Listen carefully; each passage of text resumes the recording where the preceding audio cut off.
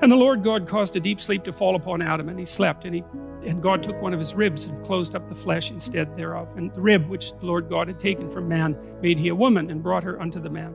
And Adam said, This is now bone of my bones and flesh of my flesh. She shall be called woman, because she was taken out of man. Therefore shall a man leave his father and his mother, and shall cleave unto his wife, and they shall be one flesh.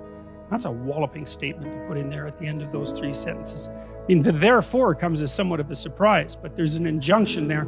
Well, it's a good injunction, man. I'll tell you, people who don't do that, they have a hell of a time in their marriage. And so this is a good thing to know if you are married, or if you're planning to get married. Is like, you know, we have very strong orientation towards our parents, and for good reason. It's like the injunction here is that's secondary as soon as you're married. And failure to do that makes your marriage collapse. And then you deserve it to collapse too, as far as I'm concerned, because it's a reflection of your pathological immaturity and your unwillingness to extract yourself from the, you know, talon-like grip of parents who are a little bit too much on the interfering side. But the injunction, there's a deep injunction here. It's very complicated. So one of the ideas is that the original Adam wasn't a man, like a separate man. It was more like a hermaphroditic being. And in that hermaphroditic being, there was a kind of undifferentiated perfection. And then that was split into male and female. And then that part of the goal of human beings is to reunite that as the singular unity that reestablishes the initial perfection. And that's actually the goal of marriage from a spiritual perspective. And you could read about that if you read Jung, because he wrote quite a bit about that. It's lovely. It's such a good idea. So I had these friends that went to Sweden to get married. They were from northern Alberta, but his heritage, their heritages were Swedish. And in this ceremony, they did this cool thing as they were being married, and they had to hold a candle up between them, right, while they were being married. And you think, well, okay, what's the candle? Well, it's a source of light. It's a source of illumination, right? It's a source of enlightenment. It's the candle that you put on Christmas trees in Europe. So it's the light that emerges in the darkness in the depth of winter. It's a symbol of life in darkness.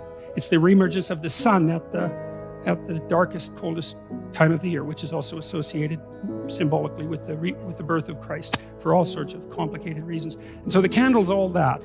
And then the next question is, why do you hold it above you?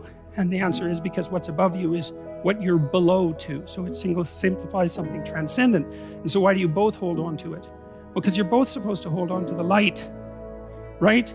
And you're supposed to be subordinate to the light. And so you ask, well, who's in charge in a marriage? Well, the light.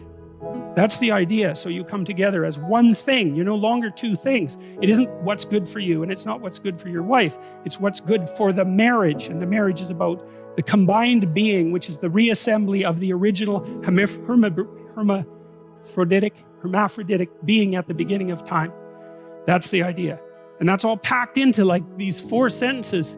And, you know, there's been, well, all of these sentences have tremendous history of interpretation associated with them, right? It's just endless and endless and endless, and that's one of the lines. And so it's also an antidote to the idea that women taken out of men, which is obviously the reverse of the biological process, by the way, makes women in some sense subordinate to men. That is not built into this text. I don't see that at all as built into the text. And there's something else that's associated with it too, and there's an idea that you know, in Sleeping Beauty, you know, Sleeping Beauty goes to sleep. And the reason she goes to sleep is because you have to remember what happens is she has parents who are quite old. And so they're pretty desperate to have a child, like so many people are now. And they only have one child, like so many people do now. And they don't want anything to happen to this child because, like, hey, it's a miracle. And there's only one of them. And she's the princess. And so it's like, we're not letting anything around her. So they have a big christening party, right? And they invite everybody. But they don't invite Maleficent. And Maleficent is the terrible mother. She's nature. She's like the thing that goes bump in the night. She's the devil herself, so to speak. She's everything that you don't want your child to encounter. So the king and queen's saying, well, we just won't invite her to the christening. It's like, good luck with that. That's an Oedipal story, right? The Oedipal mother is the mother who devours her child by refusing, by overprotecting him or her, so that instead of being strengthened by an encounter with the terrible world, they're weakened by too much protection, and then when they're let out into the world, they cannot live. And that's the story of Sleeping Beauty, and that's what the king and queen do. And they apologize to Maleficent when she first shows up and say, well, you know, they have a bunch of half-witted excuses why they don't invite her. We forgot. It's like, I don't think so. You know, you don't forget something like that. And she kind of makes that point.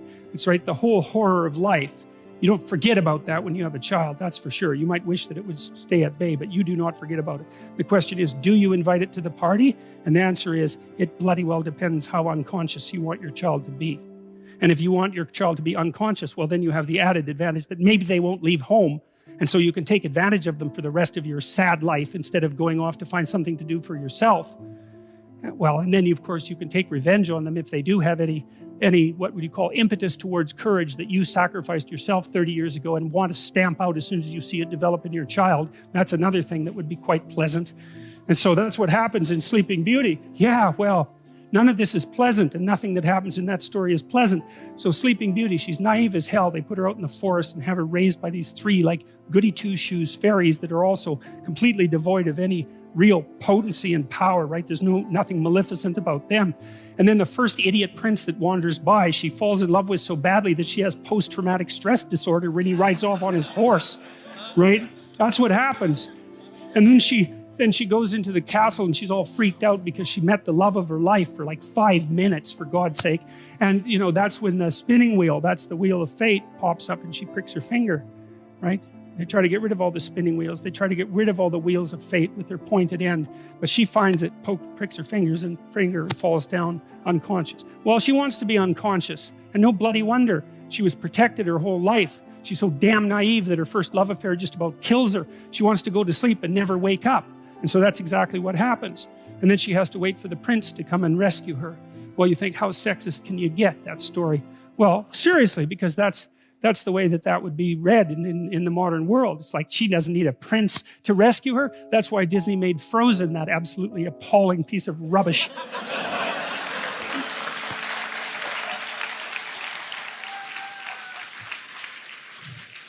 So, you know, you can say, well, the princess doesn't need a prince to rescue her, but you know, that's a boneheaded way of looking at the story, because the prince isn't just a man who's coming to rescue the woman. And believe me, he's got his own problems, right? He's got a whole goddamn dragon he has to contend with.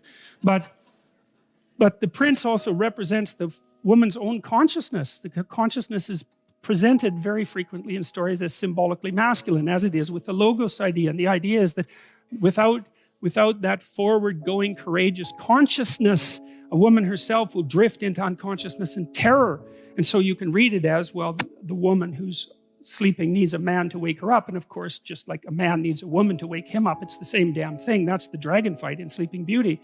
But it's also the case that if she's only unconscious, all she can do is lay there and sleep, like the sleep of the naive and damned. She has to wake herself up and bring her own consciousness, her own masculine consciousness into the forefront so that she can survive in the world. And of course, women are trying to do that like mad, but that's partly what's represented in a story like that. And that's partly what's implicit in this idea, is that unless the woman is taken out of man, so to speak, then she isn't a human being. She's just a creature. And that's partly what's embedded in this story. So you don't want to read it as a patriarchal. You don't want to read anything that way. It's so really, yeah, I won't bother with that, but really we can do better than that, man. Therefore shall a man leave his father and his mother and shall cleave unto his wife, and they shall be one flesh. It's like, yeah. The other thing about marriage, this is really worth knowing too, is that I learned this in part from reading Jung. It's like, what do you do when you get married? That's easy. You take someone who's just as useless and horrible as you are, and then you shackle yourself to them. And then you say, we're not running away, no matter what happens. Yeah, well, that's perfect, because then you don't get to run away. And the thing is like, if you can run away, you can't tell each other the truth. Because if you tell someone the truth about you and they don't run away, they weren't listening. And so if you don't have someone around that can't run away, then you can't tell them the truth. And so that's part of the purpose of the marriage. It's like, okay, I'll bet on you, you bet on me. It's a losing bet, we both know that. But given our current circumstances, we're unlikely to find anyone better. That's for sure. You know, There are two things that come off of that. One is, you know, people are waiting around to find Mr. or Mrs. Right. It's like, here's something to think about, man, to put yourself on your feet right. If you went to a party and you found Mr. Right and he looked at you and didn't run away screaming, that would indicate that he wasn't Mr. Right at all, right? It's like the old Nietzschean joke. If someone loves you, that should immediately disenchant you with them. Right. Or it's the Woody Allen joke. I never belonged to a club that would take me as a member. So that's a very interesting thing to think about. And so you're going to shackle yourself to someone who's just as imperfect as you are. And then the issue is you might be in a situation where you can actually negotiate, because you might think, well, there's some things about you that aren't going so right, and there's some things about me that aren't going so right, and we're bloody well stuck with the consequences for the next 50 years. So we can either straighten this out, or we can suffer through it for the next 5 decades. And you know, people are of the sort that without that degree of seriousness, those problems will not be solved. You'll leave things unnamed because there's always an out. It's like, and it's the same thing when you're living together with someone. You know that people who live together before they're married are more likely to get divorced, not less likely. And the reason for that is, what exactly are you saying to one another when you live with each other? Just think about it. Well, for now, you're better than anything else I can trick. But I'd like to reserve the right to trade you in.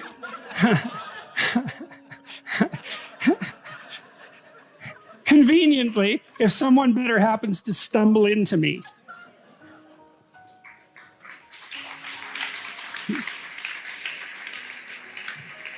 Well, how could someone not be insulted to their core by an offer like that?